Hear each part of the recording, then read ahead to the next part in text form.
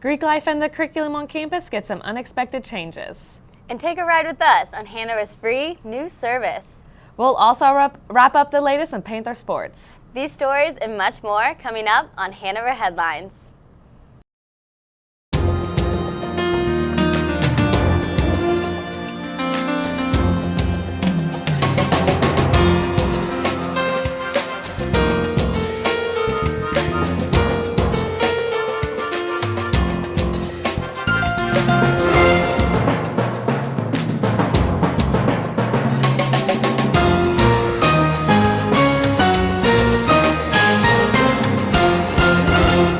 Hello everyone, welcome to Hanover Headlines, where we give you the trending stories on and near Hanover College. I'm Hannah Taylor. And I'm Kylie Thomas. Thanks for joining us.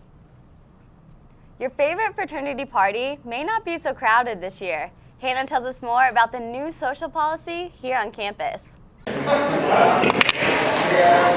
Social life is a huge part of the Hanover College experience, whether you're playing games in the WAC or having a mixer with some good old Gendy's pizza. One of the biggest aspects of social life on campus are the fraternity parties.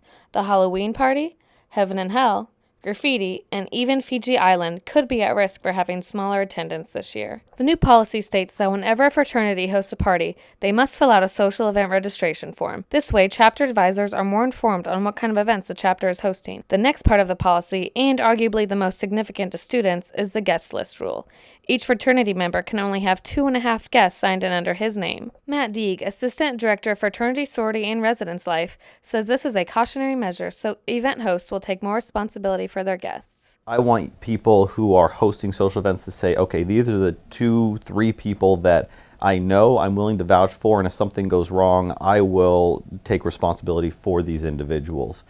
There was initial backlash from students, Deeg said, mostly because for once, students weren't consulted in this decision. This policy was crafted over the summer and done so in response to issues that occurred at 3 out of 4 fraternities last year. Time passes, there have been some positive outcomes. One of the interesting things with this new social policy, I've seen a huge uptick in the number of mixers that we've been having. I would say it's actually quadrupled from previous years, because prior to that, people just weren't doing that. They were relying on, oh, we're just going to go over to a fraternity party and be drunk or get drunk or whatever over there, and that counts as us, mixing and socializing. Deeg isn't the only one enforcing the policy.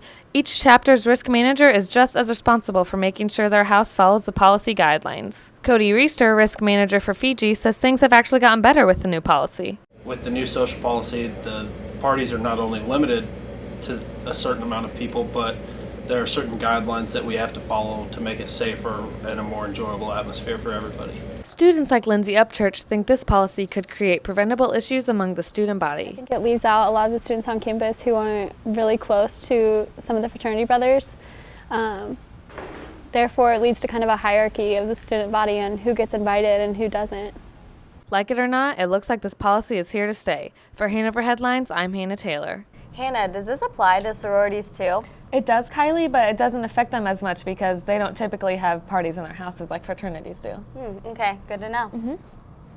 But you don't have to be involved in Greek life to notice changes on campus. In fact, a Hanover degree will soon be different. School officials passed a new curriculum at the end of October that will go into effect next school year. Kylie takes a look at the changes. Changing.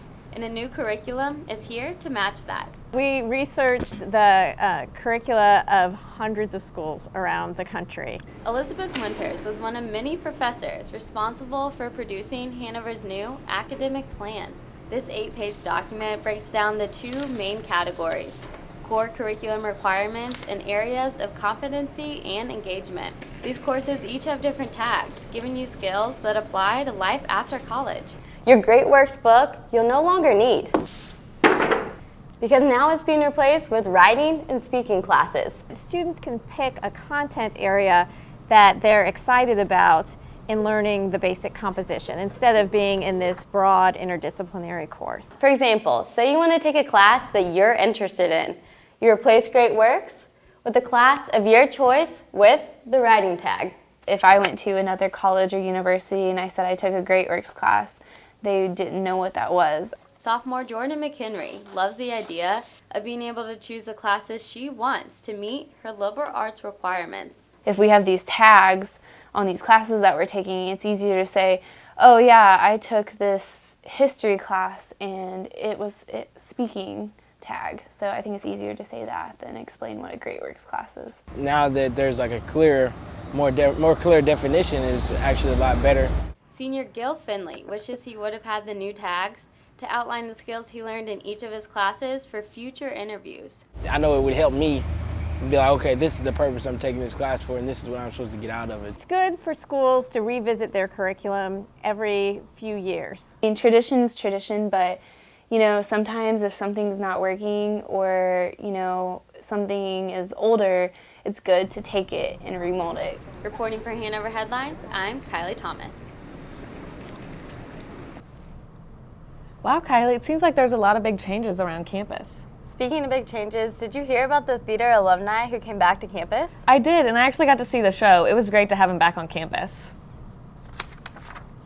It was a second homecoming for members of the Hanover Theater Department, past and present, when theater alumni performed the play You Can't Take It With You.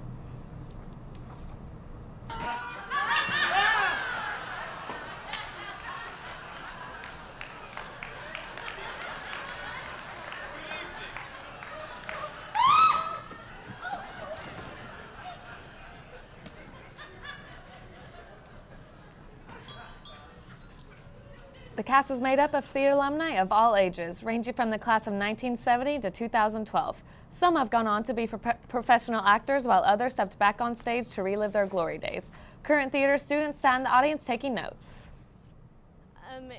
I don't know, it kind of gave me hope because so many theater majors from here went on to do so many different things and were so successful. And some aren't doing theater at all anymore, and some are acting in big name things. So it was just really inspiring. It was great to see the alumni enjoying their time back on campus. But what if students want to go off campus for fun? Well, you're in luck. The ride from campus to downtown Madison just got a whole lot easier. Kylie takes us along for the ride. Hanover College students like Brennan Poole know that hard work also deserves some reward. I had 2 exams yesterday. A reward Hanover College is now calling the Student Shuttle. I'm taking the shuttle this Tuesday because I've had a really tough week already, and I just want to go to Hinkle's and get a peanut butter milkshake. This free new service is now making running an errand. There's awesome stops on Madison and Main Street, like the Attic and the Red Pepperoni. That much easier for students. There's another section that goes to Walmart and Goodies and GameStop, which looks really good. Dave Adams, a volunteer driver, says the shuttle is more than just your typical stop at Walmart. Right now, for some reason, we're very short on employees, whether it's restaurants or businesses like the state park. They're down 15 employees and they need people that would like to put some hours in. Madison business owners are looking to fill their job openings, which may just be what some students are looking for.